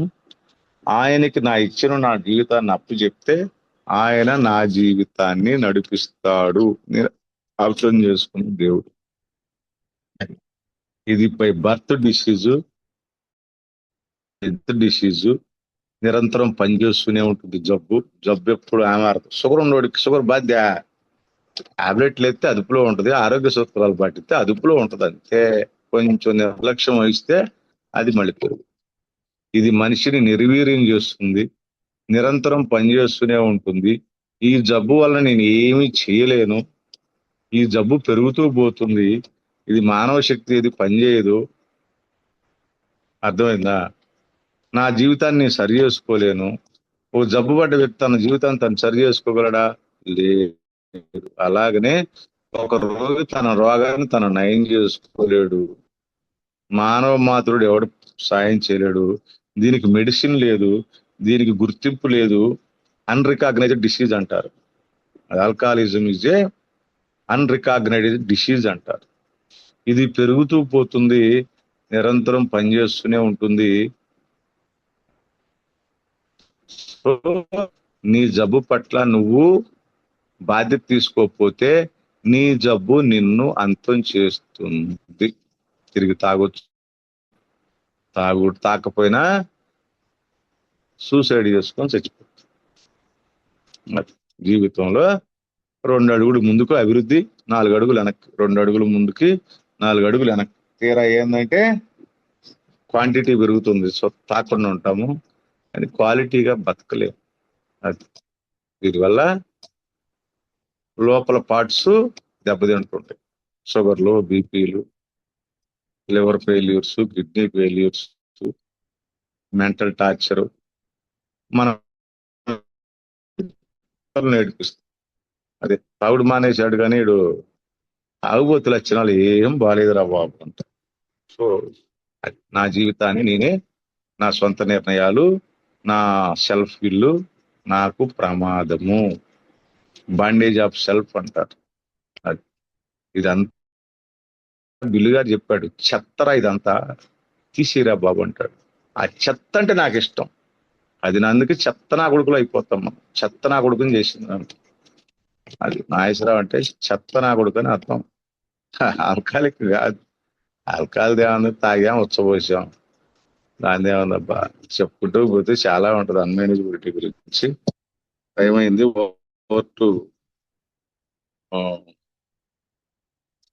వెంకట్రామ్. నాగేశ్వరరావు అన్నయ్య, ఆ, నేను కోహోస్ట్ గా తీసుకున్నాను. థ్యాంక్ యూ నాగేశ్వరరావు అన్నయ్య, మీ అమూల్యమైన అనుభవాలని శక్తి ఆశని ప్లస్ ప్రోగ్రామ్ కి సంబంధించిన 12 సోపానాల కార్యాచరణని చేస్తే ఏ విధంగా ఉంటుంది, చేయకపోతే ఏ విధంగా ఉంటుందని క్లుప్తంగా వివరించినందుకు హృదయపూర్వక కృతజ్ఞతలు, ధన్యవాదాలు సార్. అండ్ మీటింగ్ సమయం అయిపోయిందండి. మిత్రులు ఎవరైనా సరే అన్న మీకు క్వశ్చన్స్ ఏమన్నా అడగాలి, కనుక్కోవాలి, ప్రోగ్రామ్ సంబంధించింది అని తెలుసుకోవాలనుకుంటే కనుక రేజ్ హ్యాండ్ లేదా మీకు మైక్ అన్మ్యూట్ చేసి మీరు అడగొచ్చండి. ఇంకో 10 నిమిషాలు తీసుకుందాం. ఎవరికైనా ప్రోగ్రామ్ సంబంధించిన ఏమన్నా తెలుసుకోవాలనుకుంటే అన్మ్యూట్ చేసి అడగొచ్చండి.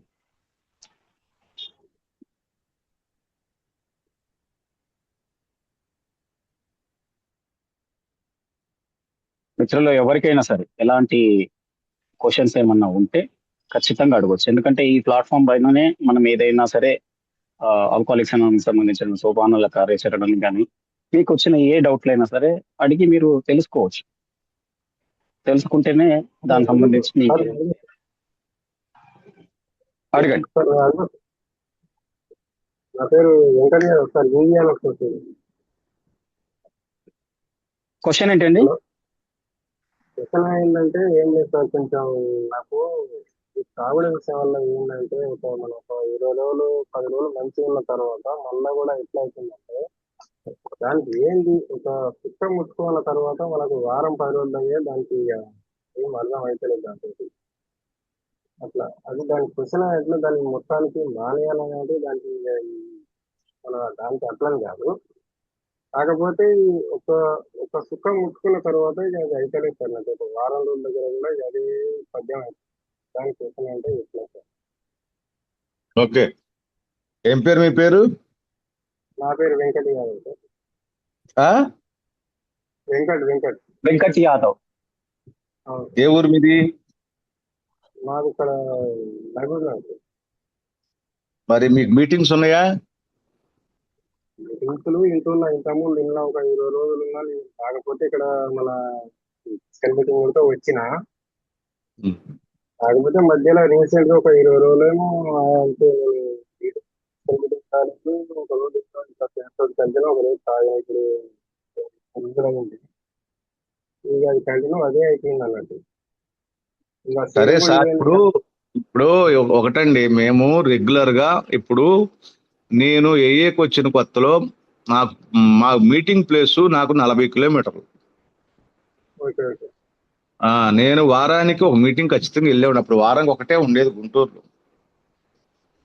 కానీ రీహాబ్ లో నేను నేర్చుకున్నట్టు పొద్దునే ప్రేయరు, మెడిటేషన్, ఆ పుస్తకాలు చదువుకోవటం అవన్నీ చేసేవాడిని.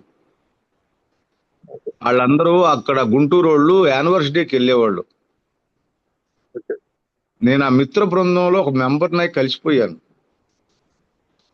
అందుకని నా ప్రాథమిక రోజుల్లో నేను తిరిగి తాగాల్సిన అవసరం లేకుండా జరిగిపోయింది.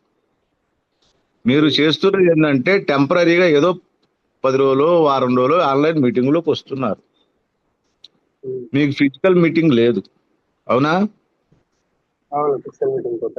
మరి మీరు కనీసం మీరు హైదరాబాద్ వారానికి ఒక మీటింగ్ రావటం, ఎవడో ఒక స్పాన్సర్ని తీసుకుని వాటితో పని చేసుకోవటం,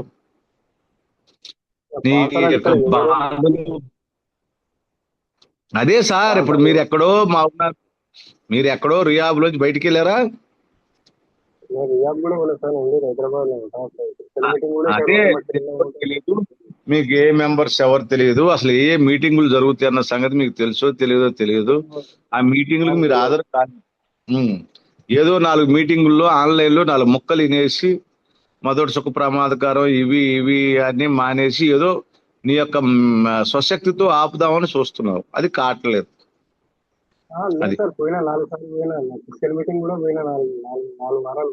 అదేనన్నా, 4 మీటింగ్లు కాదు. నేను ఈ 17 సంవత్సరాల్లో ప్రతి వారము 2, 3, 4, 5 మీటింగులు కంటిన్యూగా చేస్తూనే వచ్చా. అర్థమవుతుందా? అర్థమైంది. ఒక అంటే ఆ, రెండేళ్ళు అది మీరు ఇప్పుడు సరైనంత కార్యాచరణ మీరు చేయట్లేదు. నీకు అది ఆపాలన్న కోరిక ఉంది, ఉంది. కానీ ఇక్కడ మీకు గుర్తించలేనిది ఏంటి అంటే స్వశక్తితో ఆపలేరు. అది దానికి కార్యాచరణ వారానికి మినిమం 2-3 మీటింగులు, నీకు నీ బాధలు, భయాలు, ఆందోళనలు పంచుకోవటానికి ఒక స్పాన్సరు, నీకు ఓ సొంత బిగ్ బుక్, నీ ఇష్టమైన దేవుణ్ణి ప్రార్థించటం, ఇవన్నీ కార్యాచరణ చెయ్యాలి మిత్రమా. అంటే మనకు ఇవన్నీ తెలియదు అక్కడ కదా. ఆ నాకు ఇవన్నీ తెలియదు. ఫిజికల్ మీటింగ్ అంటే పోయేది నిలమ నుంచే పోయినా ఈ పాసాలు ఆ, ఇవన్నీ చెయ్యాలి మిత్రమా. అది అలాగనే ఎవరో స్పాన్సర్. ఇంకోటి నువ్వు ఎవండి వెంకట యాదవ్ గారు, ఎవరో ఒకళ్ళు స్పాన్సర్ గా తీసుకో, ఆయనతో ఫాలోగా అన్నా మరి ఏంటి, ఏం చేయాలి, ఎలా చేయాలి, నీ బాధలు భయాలు అన్ని ఆయనతో మాట్లాడుకో. అది నేను మనము జబ్బుపడ్డ వ్యక్తులం కాబట్టి స్వశక్తితో ఆపలేని వ్యక్తులమే. కానీ మనం ఎప్పుడు కూడా ముందు ఆపడానికి స్వశక్తితోనే ఆపుతాం, స్వశక్తితోనే ప్రయత్నిస్తాం. కానీ ఆ స్వశక్తిలో లేదు, స్వశక్తిలో లేదు, ఆ శక్తి లేదు. లేని దాని వాడితో ఉపయోగం ఉంది. ఉపయోగం అని కాదు. మన వెంకటరామ సార్ కూడా ఫోన్ చేసిన సార్ ఇట్లా అవుతుందని అంటే ఫోన్ చేస్తానే అన్నాడు. అదేనన్నా వెంకటరాముకు ఫోన్ చేశావు, ఫోన్ చేస్తే అయిపోద్దా? అయిపోదులే కానీ మన స్పాన్సర్ ఎవరు ఎక్కడ స్పాన్సర్ ఎవరన్నా చేయటానికి నీకు ఇష్టంగా ఉన్నారేమో, నీ నెంబర్ అక్కడ పెట్టు, వాట్సాప్ లో పెడితే, లేదంటే నువ్వు ఎవరినైనా అడుగు. ఎవరైనా మన వాళ్ళు స్పాన్సర్ చేయడానికి అతనికి రెడీగా ఉన్నారా? తిరుమల ప్రసాద్ భయ్యా ఉన్నా. ఆయన నెంబర్ తీసుకొని ఆయనతో మాట్లాడేసి ఆయన ఫాలోఅప్ చెయ్యి. ఓకే. ఇంకా నీ అనుభవాలు పూర్తిగా పంచుకో. నువ్వేమేం రికవరీగా ఉండటానికి ఏమేం చేస్తున్నప్పుడు నువ్వు ఎలా తడబడ్డావు, సగం పనులు చేయటం వల్ల ఎలా తడబడ్డావు, తర్వాత నువ్వు ఎలా నిలదొక్కున్నావు, అవన్నీ సొంత అనుభవాలు పంచుకో. తప్పకుండా. మీ మిత్రమా, మీ వెంకట్ యాదవ్ గారు మీ నంబర్ చాట్ బాక్స్ లో పెడతారా? ఆఫ్టర్ మీటింగ్ నేను కాల్ చేస్తా, చాట్ బాక్స్ లో పెట్టండి. మీ ఇద్దరు నెక్స్ట్ క్వశ్చన్ ఏమైనా ఉంటే అడగండి. నెక్స్ట్ ఎవరికన్నా మిత్రులలో క్వశ్చన్ ఎవరికన్నా ఉందా అండి? నమస్తే అండి, నేను శ్రీనివాస్ నా పేరు. అది యాక్చువల్గా నాకు ఒక ప్రాబ్లం ఏంటంటే, నేను సైకాలజిస్ట్ని. నాకు ఒక విషయంలో నేను ఒక టైప్లో బిహేవ్ చేస్తాను, కానీ అది చేసిన తర్వాత గిల్ట్ అండ్ షేమ్ వస్తుంది. బట్ మళ్ళీ నేను ప్రేయర్ అండ్ వీటిలలో రిగ్రెట్ అవుతాను, డీప్ రిగ్రెట్ అవుతాను.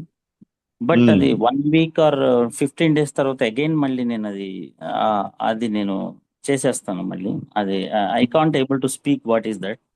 బట్ అగైన్ అండ్ అగైన్ అది కొన్ని సంవత్సరాల నుంచి I felt shame and guilt అనమాట. దాన్ని ఎట్లా రిమూవ్ చేయాలనేది ఏమన్నా? లేదండి, నేను 20 years బ్యాక్ ఆల్కహాల్ మానేశాను. ఓకే, ఇప్పుడు మరి ఎందుకు వచ్చారు మీటింగ్ లోకి?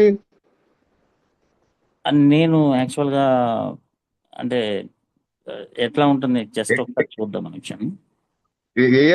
ఏలో కొనసాగుతున్నారా మీరు? అదే ఏ మీటింగ్ చూద్దామని వచ్చాను, జస్ట్ 2 days బ్యాక్. మీరు ఇప్పుడు ఫిజికల్ మీటింగ్ ఎప్పుడన్నా వెళ్ళారా? లేదండి, వెళ్ళలేదు నేను. అదే సార్, నేను ఇప్పుడు మీకు చెప్పింది అదే కదా, మా బై బర్త్ నేచర్ అని నాకు అది అవి మా యొక్క ఈ సెన్సిటివ్ లక్షణాలు ఇవన్నీ మాకు ఉన్నాయి. ఓకే. ఇదంతా ఏంది అంటే అందరూ ఇంచుమించు అలాగనే ఉంటామని ఉండదు. అర్థమవుతుందా అండి? కాబట్టి ఏంటంటే మేము ఆల్కహాలిక్లు కాని వాళ్ళకి మా అనుభవాలు, మాకు 12 స్టెప్ ప్రోగ్రామ్ ఉంటుంది. ఓకే ఓకే మా వ్యక్తిగత శక్తిహీనతను అంగీకరించినప్పుడు మేము ఆల్కహాల్ ముందు శక్తిహీనులు అంటే ఆల్కహాల్తో ఏ విధంగానూ సురక్షితంగా వాడుకోలేము. ఓకే అప్పుడు దేవుడిని ప్రతిరోజు నిద్ర లేవగానే ఈ ఒక్కరోజు నన్ను ఆల్కహాల్ దూరంగా ఉంచాయా అని ప్రతిరోజు అడుగుతా. ఈ 17 ఏళ్ల బట్టి ప్రతిరోజు అదే చేస్తా. మీకు మీ మీ సొంత పవర్ తోటి ట్రై చేసిన దానికి గాడ్ పవర్ తోటి ట్రై చేసిన దానికి డిఫరెన్స్ ఎగ్జాక్ట్ గా ఎట్లా తెలుస్తుంది మీకు జనరల్? అది అంగీకారమే. ఇప్పుడు మన ఇద్దరం రోజు కొట్టుకుంటున్నాం సార్. ఓకే 100 సార్లు మీరే గెలిచారు. ఓకే నేను మీ చేత తన్నులు తినకుండా ఉండాలంటే ఏం చేయాలా? ఓకే నా దగ్గర రాకూడదు, మళ్ళీ పోటీకి రాకూడదు. ఆ పోటీకి రావటం కాదు బాబు, నీ ముందు శక్తిహీనుడిని, నువ్వే బలవంతుడివి, ఓకే ఆ ఇంగిత నా వల్ల కాదు నాయన అన్నప్పుడు అప్పుడు ఆ ఆల్కహాల్ నుంచి దూరంగా ఉండటానికి సర్వశక్తివంతుడైన విశ్వాత్మని ఆశ్రయిస్తాం. ఓకే ఆ శక్తి మాకు ఈ రెగ్యులర్ గా మీటింగ్స్ కి వెళ్ళటం వలన మాకు అబ్సెషన్ లిఫ్ట్ చేయబడుతుంది. ఓకే ఓకే మళ్ళీ అబ్సెషన్ పుట్టకుండా ఉండటానికి మాలో ఉన్న ఆ childish mentality, remorse, guilty feelings, over enthusiasm, లో ఎంతూజియాజం నుంచి విడుదలవుతాం. ఓకే అందుకే మా జీవితం. క్వాలిఫికేషన్ మీది ఏంటి సార్? బాగుంది మీది, అంటే కొన్ని టర్మ్స్ చాలా బాగా సార్ మీరు. ఇంటెలెక్చువల్ ఫూలిష్నెస్ అనేది ఒక పాయింట్ చాలా బాగా, ఇప్పుడే గూగుల్లో కూడా సెర్చ్ చేశాను. అది అనుభవించుకోవడానికి తెలుస్తుంది. Mentally, physical. నేను పుట్టుకునించే mentally slum dog. Okay alcohol తో ఫిజికల్లీ స్లమ్ డాగ్. మీరు మంచి ఎడ్యుకేటర్, మీకు నేను చెప్పడానికి నా కాడ ఏమి లేదు. లేదు బాగా స్పీచ్ చాలా చాలా మెచ్యూర్డ్ గా ఉంది. నాలాంటి పేషెంట్ వస్తే నీలాంటి వరస్ట్ నా కొడుకు నేను చూడలేదు, దెంగువే అంటారు మీరు. అర్థమవుతుందా? నేను అదే మా మిత్రులందరూ తెలుసు. మా తిరుమల ప్రసాద్ అడిగి చెప్తాడు హోస్టర్ని. కాబట్టి ఏంటంటే మేము మా యొక్క సాహిత్యము ఇవన్నీ చదవటం వలన మా నైతిక స్థాయిని గురించి నిశ్చితంగా నిర్భయంగా పరిశీలించుకున్నాం. మహాత్మా గాంధీ ఆత్మకథ రాశాడు కదా. అవును మీ చిన్నప్పటి నుంచి కూడా అసలు ఏం జరిగింది మా జీవితాల్లో, మేము ఎలా ప్రవర్తించాము, ఎలా ఆలోచించాము, ఏం అలవాట్లు చేసాం, ఏం తప్పులు చేసాం, చేసిన తప్పులే పదే పదే ఎందుకు చేసాం, రోజు స్కూల్ ఎందుకు ఎగ్గొట్టాం, ఏం జరిగింది, ఇవన్నీ కథలు రాసుకుంటూ వచ్చినప్పుడు మా యొక్క ఇంచుమించు సమస్య మా వ్యక్తిగత శక్తిహీనత అని అర్థమైంది. అది ఆలోచించేదానికి, చెప్పేదానికి, చేసేదానికి పొంతం లేకుండా పోయింది. అదే నేను రీహాబ్ లో క్లాస్ చెప్తుంటాను, కానీ కొంతమంది పేషెంట్స్ ని మార్చడం నా వల్ల కావట్లేదు. అసలు ఏం చేసి కూడా మార్చలేకపోతున్నాం. మా బిగ్ బుక్ లో ఒకటి ఉంటుంది, మేము ఆల్కహాలికులమే అంటే మామిడికాయ పచ్చడైంది, పచ్చడి మామిడికాయ కాదు. నెక్స్ట్ నెక్స్ట్ పాయింట్ ఒకటి ఉంటుంది, we could not manage our own lives. I could not manage our own life. అది కూడా పచ్చడి లాంటిదే, మామిడికాయ లాంటిది. ఇంకా నా జీవితాన్ని నడుపుకున్న సామర్థ్యం కోల్పోయాను. మానవ శక్తి, no human. Next acceptance. Next no human power could restore us to sanity అని ఉంటుంది. ఈ ప్రపంచంలో మానవ మాత్రుడు ఎవడు నన్ను బాగు చేయలేడు.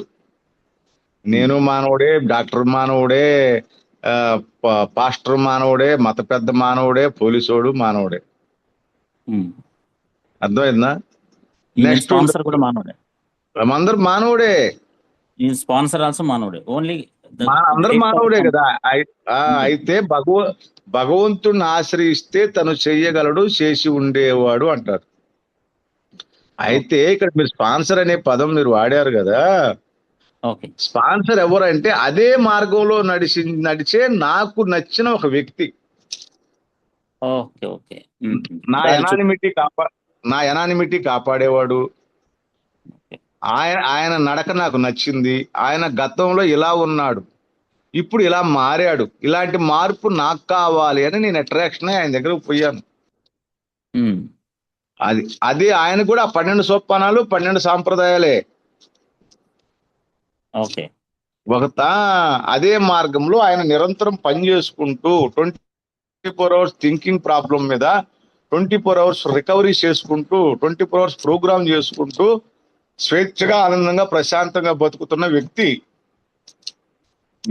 ఆయన దగ్గర ఏదైతే ఉందో, ఆయన తిరిగి ఆరోగ్యవంతులు చేయబడ్డాడు, ప్రయోజనకరంగా బతుకుతున్నాడు, ఆనందకరంగా బతుకుతున్నాడు. కాబట్టి ఆయన దగ్గర ఏదైతే ఉందో అది నాకు కావాల్సి నేను పోయినప్పుడు ఆయన చేసి ఆ 12 సోపానాలు, ఆ 12 సాంప్రదాయాల్లో ఆయన అనుభవాలు నాతో షేర్ చేసుకుంటాడు. ఓకే. ఇప్పుడు నేను గుడికి వెళ్తాను సార్, పూజారి కోసం వెళ్ళను కదా. పూజారి కోసం వెళ్ళాం, దేవుడి కోసం వెళ్తాం. మరి పూజ చేసేది ఎవరు? పూజారే కదా. అలాగా ఈ 12 సోపానాలు సాంప్రదాయాలు మేమిద్దరం కలిసి ప్రాక్టీస్ చేస్తాం. Okay okay. ఆయన నెత్తిన ఒక స్పాన్సర్ ఉండాలా. ఆయన నెత్తిన ఆయన స్పాన్సర్ లేకపోతే ఆయనకి పాస్ కాదు మెసేజ్. గురువు లేదు, శిష్యుడు ఎట్టుంటాడు? Correct correct. అలాగా నాకు స్పాన్సర్ ఉన్నాడు, నా స్పాన్సర్ ఉన్నాడు. ఆయన స్పాన్సర్ 40 ఏళ్ళు 43 ఏళ్ళు నా స్పాన్సర్, నా గ్రాండ్ స్పాన్సర్.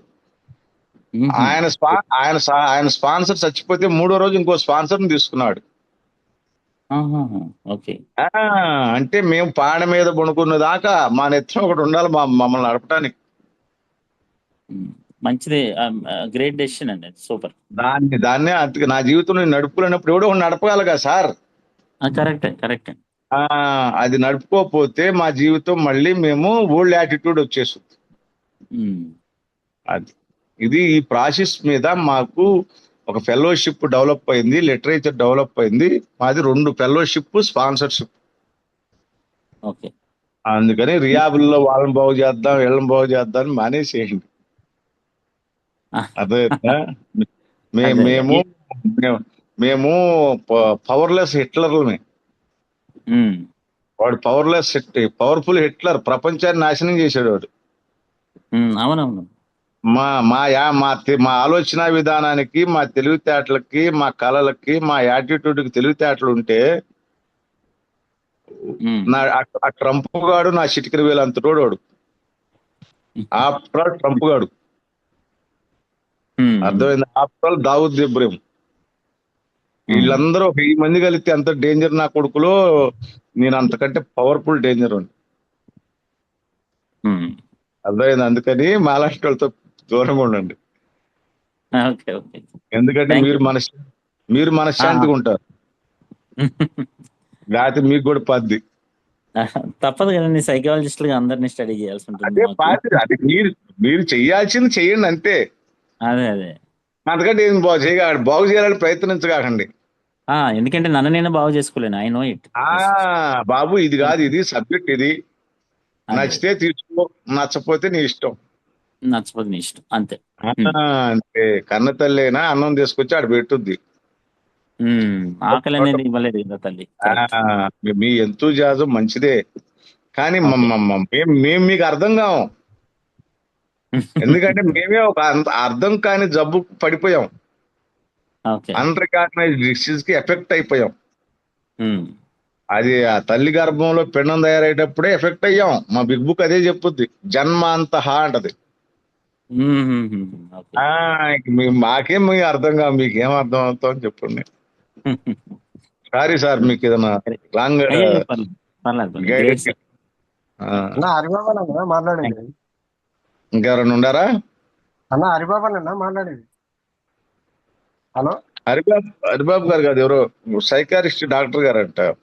అన్న కాదండి, మీ వాయిస్ అట్లే ఉందని చెప్పేసి నేను అడుగుతున్నా, మీరన్నా కాదా అని అడుగుతున్నా. చెప్పు. హలో సార్, ఇంకా ఉన్నాయా? ఆల్రెడీ సమయం మించిపోయిందంటే మీరు ఇంకెవరన్నా ఉన్నారా? హలో సార్, నేను అరవింద్ నా పేరు. నేను ఒక తాగుబోతుని. కారపూడి నాగేశ్వరరావు గారా sir? Karampudi Nageswararao, Kalkala Nageswararao sir. Kalkala Nageswararao sir, నేను వెన్నెల ఎలక్షన్ సెంటర్ లో ఉన్నప్పుడు మీరు వచ్చినారు సార్. నేను మళ్ళీ మీ యొక్క మాట వినడం చాలా హ్యాపీగా ఉంది. దాదాపు ఇప్పుడు May 25th వస్తే నేను నా మొదటి చిక్కకు దూరంగా ఉండి దాదాపు సంవత్సరం సార్.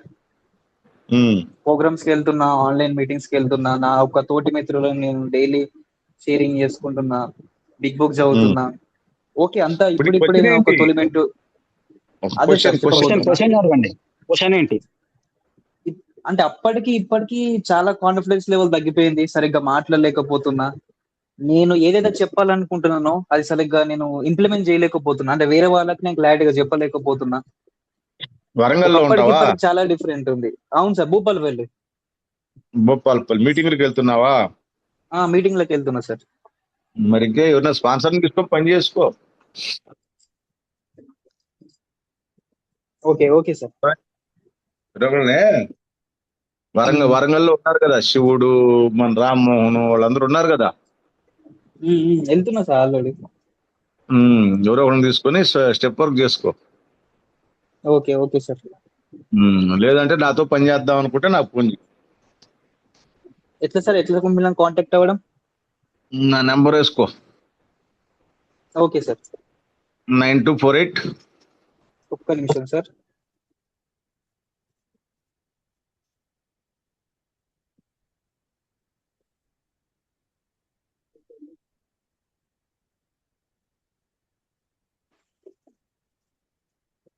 సార్ 9248 9248 666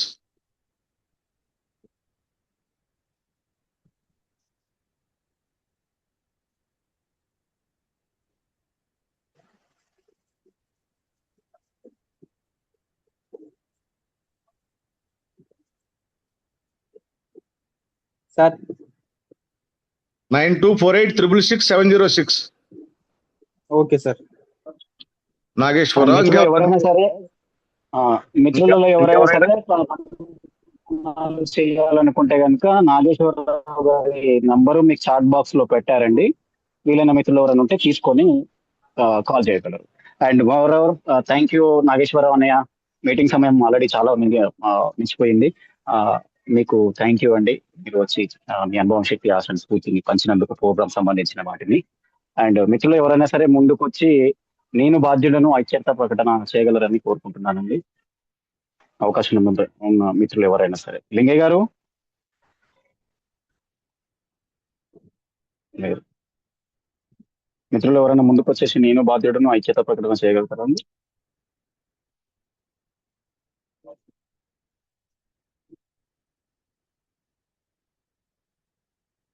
వెంకట్రామ్ గారు, ఎవరైనా సరే. నేను బయట ఉన్నానండి.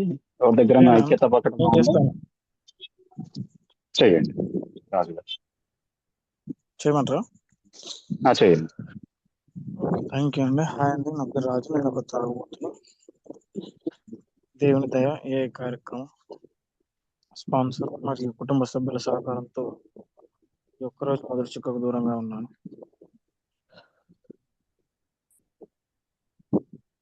నేను బాధ్యుడను. ఎవరైనా ఎక్కడైనా ఎప్పుడు సహాయం కోరినా ఏ యొక్క సహాయహస్తం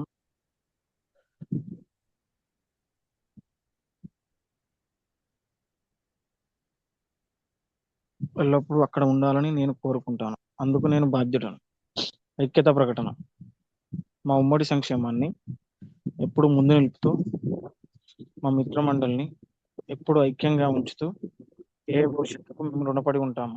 ఎందుకంటే ఏ ఐక్యతపైనే మా జీవితాలు ఇంకా రాబోయే వారి జీవితాలు ఆధారపడి. Thank you. అలాగే ప్రశాంత ప్రదానం చేయగలరా రాజు గారు? ఓకే, చేస్తాను. Thank you. అండి, నా పేరు రాజు. నేను ఒక త్రాగుబోతును. ప్రశాంత ప్రార్థన. దేవా, మేము మార్చలేని విషయములను అంగీకరించుటకు మాకు ప్రశాంతతను, మార్చగలిగిన విషయములను మార్చుకొనుటకు ధైర్యం నిమ్ము. మరియు రెండింటికి గల